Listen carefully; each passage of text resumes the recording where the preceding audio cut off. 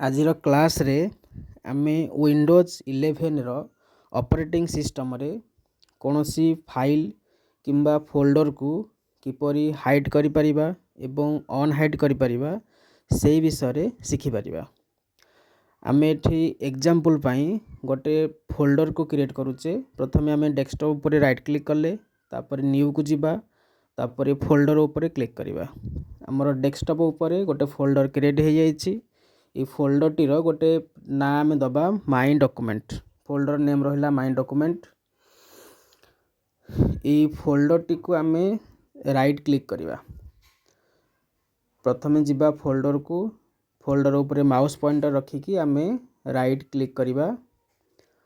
Right click କଲା ପରେ ଆମର ଗୋଟେ ଅପସନ୍ ରହିଛି ପ୍ରପର୍ଟିଜ୍। ତେଣୁ ରାଇଟ୍ କ୍ଲିକ୍ କରିବା। ରାଇଟ୍ କ୍ଲିକ୍ କରିକି ପ୍ରପର୍ଟିଜ୍କୁ ଆସିବା। ପ୍ରପର୍ଟିଜ୍କୁ ଆସିଲା ପରେ ଆମର ଲାଷ୍ଟରେ ଗୋଟେ ଅପସନ୍ ଥିବ ହିଡେନ୍। ହିଡେନ୍ ଉପରେ ଆମେ ଟିକ୍ ମାର୍କ ଦେବା। ତାପରେ ଆମେ ଓକେ କରିବା। ଓକେ କରିଦେଲା ପରେ ଏଇ ଫୋଲ୍ଡରଟି ଡେସ୍କଟପ୍ ଉପରୁ ଆମର ସମ୍ପୂର୍ଣ୍ଣ ଭାବରେ ହାଇଡ଼୍ ହେଇଯାଇଛି। ବର୍ତ୍ତମାନ ଆକୁ ଆମେ ଅନହାଇଡ଼୍ କିପରି କରିବା? ଅନହାଇଡ଼୍ କରିବାକୁ ହେଲେ ଆମକୁ ଡେସ୍କଟପ୍ ଉପରେ ଥିବା ଦିସ୍ ପିସି କିମ୍ବା ଟାସ୍କ ବାର୍ ଉପରେ ଥିବା ଫାଇଲ୍ ଏକ୍ସପ୍ଲୋରକୁ ଯିବାକୁ ପଡ଼ିବ। ଏଠି ମୁଁ ଫାଇଲ୍ ଏକ୍ସପ୍ଲୋରକୁ ଯାଇଛି। ଫାଇଲ୍ ଏକ୍ସପ୍ଲୋରକୁ ଓପନ୍ କରିବା। ତାପରେ ଦେଖନ୍ତୁ ଉପରେ ଗୋଟେ ଯେଉଁଠି ମୋର ମାଉସ୍ ପଏଣ୍ଟର ଅଛି, ତିନିଟା ଡଟ୍ ଅଛି, ଲେଖା ହେଇଛି ସି ମୋର୍। ସେଠି ଆମେ କ୍ଲିକ୍ କରିବା। କ୍ଲିକ୍ କରିସାରିଲା ପରେ ଅପସନ୍ ବୋଲି ଗୋଟେ ଅଛି, ତା ଉପରେ ଆମେ କ୍ଲିକ୍ କରିବା। ତାପରେ ଭ୍ୟୁକୁ ଯିବା।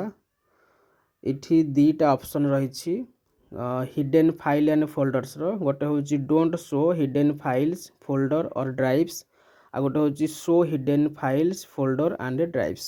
ତେଣୁ ଆମେ ଯେହେତୁ ଫୋଲ୍ଡରଟିକୁ ଶୋ କରିବାକୁ ଚାହୁଁଛେ, ଆମେ ଶୋ ହିଡେନ୍ ଫାଇଲ୍ସ ଫୋଲ୍ଡର୍ସ ଉପରେ କ୍ଲିକ୍ କରିକି ଓକେ କରିଦେବା।